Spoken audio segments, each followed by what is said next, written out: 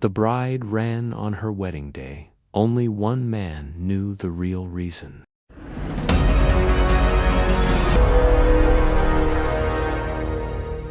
It was supposed to be the most beautiful day in Millbrook Valley. The sun painted golden streaks across the dusty main street, and the old wooden church at the end of town was decorated with white ribbons that danced in the gentle morning breeze. Folks had traveled from 3 counties over to witness the wedding of Rebecca Morrison, the banker's daughter, to wealthy cattle baron Thomas Harrington. But at 10 minutes past 11, just as the preacher was about to begin the ceremony, something incredible happened that nobody saw coming. Rebecca Morrison stood at the altar in her grandmother's ivory-laced dress, her hands trembling as she held a bouquet of wildflowers. Her father, Samuel Morrison, beamed with pride beside her, adjusting his best Sunday suit. The whole church was packed with well-dressed townspeople, ranchers, and business associates. Everyone was waiting for the I-do that would unite two of the most prominent families in the territory. Thomas Harrington cut an imposing figure at the altar, tall, broad-shouldered, with slicked-back dark hair and a perfectly waxed mustache. He looked every inch the successful cattle baron. His black suit was tailored to perfection, imported all the way from San Francisco. Diamond cufflinks caught the light streaming through the stained glass windows. Everything about him screamed wealth and power. The preacher, Reverend Matthews, opened his leather-bound Bible and cleared his throat. "Dearly beloved," he began, his voice carrying across the hushed congregation. "We are gathered here today in the sight of God and these witnesses to join Thomas and Rebecca in holy matrimony." But as those familiar words echoed through the church, something shifted in Rebecca's face. Her rosy cheeks went pale as winter snow. Her breathing became shallow and quick. The wildflower bouquet shook in her hands like autumn leaves in a storm. Thomas noticed her distress and leaned toward her with what looked like concern. But if you were close enough, if you were really watching, you might have seen something else entirely. His grip on her arm tightened just a little too much. His whispered words, meant to look comforting to the crowd, carried an edge that made Rebecca's shoulders tense. "You better not embarrass me in front of all these people," he hissed under his breath, his smile never wavering for the congregation. "Remember what I told you about your family's debts." Rebecca's eyes darted toward the back of the church, and that's when she saw him, standing in the very last pew, partially hidden by the afternoon shadows, was a man she hadn't seen in over 2 years. Jake Sullivan, the cowboy who had worked on her father's ranch during the worst drought in living memory. The man who had helped save their livestock when every other hand had given up and moved on. The man who had held her hand under the old oak tree and promised they'd find a way to be together, no matter what obstacles stood in their path. Jake looked different now, weathered by sun and hardship, his face leaner, his hands rougher, but his eyes, those deep green eyes that reminded her of spring grass after rain, were exactly the same. They held the same kindness, the same quiet strength that had made her fall in love with him all those years ago. Their eyes met across the crowded church, and in that instant, Rebecca remembered everything she had tried so hard to forget. She remembered the evening Jake had found her crying behind the barn after her father had lost another 100 head of cattle to the drought. How he'd sat with her on a bale of hay and listened while she poured out all her fears about losing the ranch, about disappointing her family, about feeling trapped by circumstances beyond her control. She remembered the morning he'd taught her to really ride, not the proper side-saddle way her mother insisted on, but truly ride, with the wind in her hair and freedom in her heart. They'd galloped across the meadow as the sun rose, and she'd never felt so alive. She remembered the night before he left, when they'd stood under the stars, and he'd asked her to wait for him. "I'm going to make something of myself, Rebecca," he'd said, his calloused hands gentle on her face. "I'm going to find gold in California, or build a cattle empire in Montana, or do whatever it takes to come back worthy of you. Just give me 2 years." But 2 years had come and gone with no word. Her father's debts had mounted. The ranch had failed completely, and Thomas Harrington had appeared like a dark knight, offering to save her family from financial ruin for a price. The price was her hand in marriage. Now Jake was here, and the sight of him made her heart race like a wild Mustang. The preacher continued with the ceremony, but his words seemed to come from very far away. "If anyone has just cause why these two should not be joined in marriage, let them speak now or forever hold their peace." This was the moment. Rebecca felt time slow down like molasses on a cold morning. She looked at Thomas, with his cruel smile and his expensive clothes and his whispered threats. She looked at her father, whose face was full of hope because he believed this marriage would save them all from poverty. She looked at all the townspeople, dressed in their finest, expecting a celebration. And then she looked at Jake. He was moving. Now, stepping forward from the shadows, his mouth was opening as if to speak the words that would stop this wedding. But Rebecca knew that if he objected, if he caused a scene, Thomas would find a way to destroy not just her family, but Jake as well. Thomas Harrington was not a man who tolerated being crossed. So Rebecca did the only thing she could think of. She ran, without a word. Without explanation, she dropped her bouquet and bolted toward the side door of the church. Her grandmother's ivory dress caught on the wooden pews as she pushed past startled guests. The sound of her boots on the floorboards echoed through the suddenly silent church-like gunshots. "Rebecca," her father called out, his voice cracking with shock and embarrassment. "Come back here immediately," Thomas roared, his careful facade finally cracking to reveal the anger underneath. But Rebecca was already through the door and running down the dusty street. Her wedding dress billowed behind her like a white flag of surrender, or maybe victory. She ran past the general store, past the saloon where piano music still tinkled merrily, past the blacksmith shop where the forge glowed red-hot in the afternoon sun. She had no plan, no destination. She just knew she couldn't marry Thomas Harrington.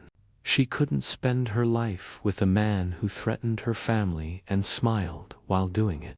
She couldn't pretend to love someone when her heart belonged to someone else. Behind her, she could hear the commotion erupting from the church, voices raised in confusion and scandal. Thomas shouting orders at his men, her father's anguished calls for her to come back. But there was another sound, too, the sound of someone running behind her, someone who wasn't shouting or demanding or threatening, someone whose footsteps matched her own rhythm, as if they'd been running together all their lives. Jake, he caught up with her at the old oak tree on the hill overlooking the town, the same tree where they'd shared their first kiss 3 years ago. Rebecca collapsed against its trunk, gasping for breath, her wedding dress torn and dusty. "Rebecca," Jake said softly, approaching her like she was a frightened animal. "It's me. It's really me." She looked up at him through tears. She didn't realize she'd been crying. "You came back. I never stopped trying to come back." He knelt beside her in the grass, not caring that his clean clothes were getting dirty. "I wrote you letters, dozens of them. Did you ever get them?" She shook her head, and his face darkened with understanding. "Your father," he said quietly. He intercepted. "Them. Daddy never told me you wrote." Rebecca's voice was barely a whisper. "I waited and waited, and when I heard nothing, I thought you'd forgotten about me." Jake reached into his jacket and pulled out a worn envelope, yellowed with age and handling. "I've been carrying this one around for 2 years, hoping to deliver it in person." With trembling fingers, Rebecca opened the letter and read words that had been written 24 months ago. "My dearest Rebecca, I struck gold in the California mountains, just like I promised. Not enough to make me rich like Thomas Harrington, but enough to buy us a little spread somewhere and start our own life together. I'm coming home to you as soon as the mountain passes clear. Wait for me. I love you more than all the gold in these hills. Your devoted Jake." "The letter is dated 6 months ago," Rebecca whispered. "I got snowed in for a whole winter in the mountains. By the time I made it back to civilization, I learned you were engaged. I rode 3 horses to death getting here, hoping I wasn't too late." Jake's voice was rough with emotion. "I got to town this morning and heard folks talking about the wedding. I couldn't let you go through with it without knowing the truth." Rebecca clutched the letter to her chest. "Oh, Jake, what have we done? What have I done? I've ruined everything. My family will be destroyed. Thomas will call in every debt my father owes. We'll lose what little we have left." Jake stood up and dusted off his knees. For the first time, Rebecca really looked at him. His clothes weren't fancy like Thomas's, but they were clean and well made. His boots were quality leather, not the worn-out pair he'd left town in. There was something different about the way he carried himself, too, more confident, more sure of his place in the world. "Rebecca," he said, extending his hand to help her up. "There's something else you need to know." She took his hand and stood, her wedding dress catching on the oak tree's rough bark. "That gold I found, it was just the beginning. I used it to buy into a cattle operation in Montana. Worked day and night for 2 years, building something real. I'm not rich like Harrington, but I'm not the broke cowboy who left town either. I can take care of you. I can take care of your family." Before Rebecca could respond, they heard the sound of horses thundering up the hill. Thomas Harrington appeared first, his face red with rage, followed by her father and several of Thomas's ranch hands. "There you are," Thomas shouted, dismounting his horse with violent jerks of the reins. "This is what I get for trying to marry a hysterical woman. Making a fool of me in front of the entire town." "Nobody made a fool of you, Harrington," Jake said calmly, stepping protectively in front of Rebecca. "She just figured out she didn't want to marry you." Thomas's eyes narrowed as he recognized Jake Sullivan. "I should have known you'd be behind this. Still sniffing around where you don't belong." "This is where I belong," Jake replied. "With Rebecca. Always have, always will." Thomas laughed, a cold, ugly sound. "Is that right? Tell me, Sullivan, do you have $20,000 to pay off the Morrison family debts? Because that's what this little princess just cost her family by running out on our arrangement." Samuel Morrison climbed down from his horse, his face gray with worry. Rebecca, please, you don't understand. If this wedding doesn't happen, we'll lose everything. The bank will foreclose. Your mother and I will have nothing. Rebecca looked at her father's weathered face, seeing all the years of struggle and disappointment etched in the lines around his eyes. She loved this man who had worked so hard to provide for his family, even if he had made mistakes along the way. "Daddy," she said softly, "I can't marry a man who threatens our family. I can't spend my life afraid." "Threatens?" Samuel looked confused. "Thomas has been nothing but generous. Has he told you what he's planning to do with our land once we're married?" Rebecca asked. "Has he mentioned that he intends to sell it to the railroad company for a depot? That he'll tear down our house, the one you built with your own hands?" Thomas's face went white. This was information he'd shared with Rebecca privately, thinking she was too naive and scared to ever repeat it. Samuel Morrison turned to look at Thomas with new eyes. "Is this true?" "Business is business, Morrison," Thomas said dismissively. "I never promised to keep your little dirt farm intact." Jake stepped forward, his hand moving instinctively toward his gun belt. "Here's what's going to happen, Harrington. You're going to forgive the Morrison family debts and ride out of here right now." Thomas threw back his head and laughed. "And why exactly would I do that?" Jake reached into his saddlebags and pulled out a thick envelope. "Because I'm prepared to pay those debts myself, in full, right now." The silence that followed was so complete you could hear the wind rustling through the oak leaves. Thomas stopped, laughing. Samuel Morrison's mouth fell open. Rebecca's heart pounded so hard she thought everyone could hear it. "That's impossible," Thomas sputtered. "You're bluffing." Jake opened the envelope and showed the contents, more money than anyone in Millbrook Valley had seen in one place. Clean, crisp bills that caught the afternoon sunlight. "I told you I found gold," Jake said quietly. "I also told you I've been building a cattle operation. What I didn't mention is that I sold that operation yesterday to a consortium from back east for a lot more than $20,000. Thomas's face went through several colors before settling on purple. You can't be serious. Deadly serious." Jake counted out the exact amount of the Morrison family debt and handed it to Samuel.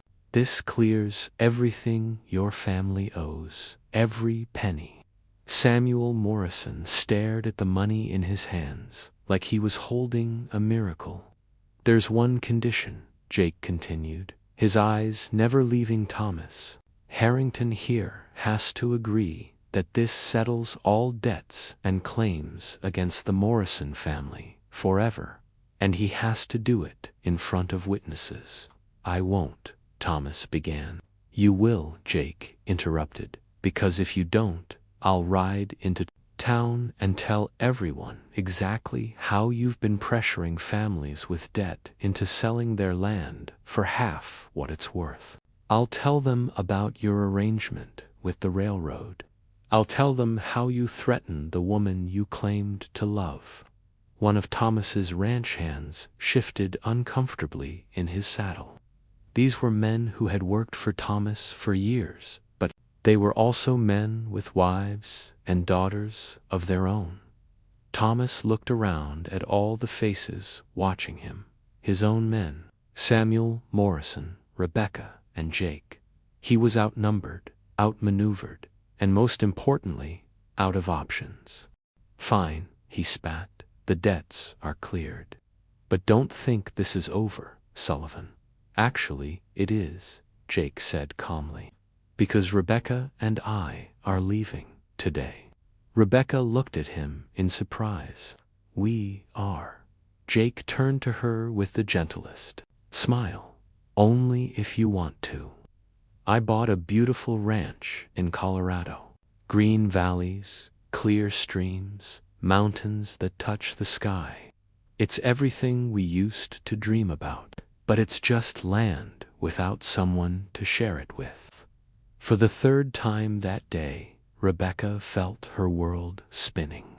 But this time, it was spinning toward possibility instead of away from it. Are you asking me to marry you, Jake Sullivan? He dropped to one knee right there in the grass, in front of everyone, his hat in his hands and his heart in his eyes. Rebecca Morrison, I've loved you since the day you tried to gentle that wild stallion and ended up gentle me instead. I've carried your memory through California goldfields and Montana winters. I've built everything I have with the dream of coming back to you. Will you marry me? The tears that had been threatening all day finally spilled over. But these were different tears. These were tears of joy, of relief, of a future suddenly bright with promise. Yes, she whispered, then louder, so everyone could hear. Yes. Jake stood up and swept her into his arms, spinning her around under the old oak tree while her torn wedding dress fluttered in the wind. When he set her down, they were both laughing. Samuel Morrison stepped forward, money still clutched in his hands, tears streaming down his weathered cheeks. Jake, son, I owe you an apology. I should have given you those letters. I should have trusted my daughter's heart. You were trying to protect your family, Jake said, shaking the older man's hand. I understand that, but from now on, protecting Rebecca is my job. Thomas Harrington remounted his horse with jerky, angry movements. This isn't over, he repeated. Yeah, it is, Jake said quietly. And if I were you, I'd think real carefully before I tried anything else, because I'm not the same man who left town 2 years ago. I've got friends now, resources, and I've got something worth fighting for. Thomas wheeled his horse around and galloped back toward town, his men following at a more reluctant pace. As the dust settled, Samuel Morrison looked at his daughter and the man she loved. I suppose we should head back to town and explain to folks what happened. Actually, Rebecca said, smoothing down her torn dress, I was thinking we could get married right here, right now, under our tree. Jake's face lit up like sunrise over the mountains. Here, why not? Reverend Matthews is probably still at the church, wondering what happened. The whole town's already gathered, and this tree. She touched the rough bark lovingly. This tree knows all our secrets, all our promises. It seems fitting. Samuel Morrison looked at the two young people, seeing the love that practically glowed between them, and made his decision. I'll go fetch the Reverend and your mother. She'll want to see this. As her father rode back toward town, Rebecca and Jake sat together in the shade of the oak tree, holding hands and watching the sun paint the valley gold. Are you sure about this? Jake asked softly. Leaving everything you've known, starting over in Colorado? Rebecca smiled and squeezed his hand. Jake, I've been starting over since the day you left. The difference is, this time I'm choosing my new beginning. This time I'm running toward something instead of away from something. An hour later, half the town had climbed the hill to witness the wedding of Rebecca Morrison and Jake Sullivan. Rebecca had changed out of her grandmother's dress into a simple blue calico that belonged to her mother. Jake had borrowed a clean shirt from Samuel Morrison. The Reverend stood under the oak tree with his Bible, and even he was smiling. Dearly beloved, Reverend Matthews began. We are gathered here under God's open sky to join Jake and Rebekah in holy matrimony. This time, Rebekah's hands didn't shake. This time, her voice was clear and strong when she said, "I do." This time, when the preacher pronounced them husband and wife, the kiss that followed was full of love and promise and dreams coming true.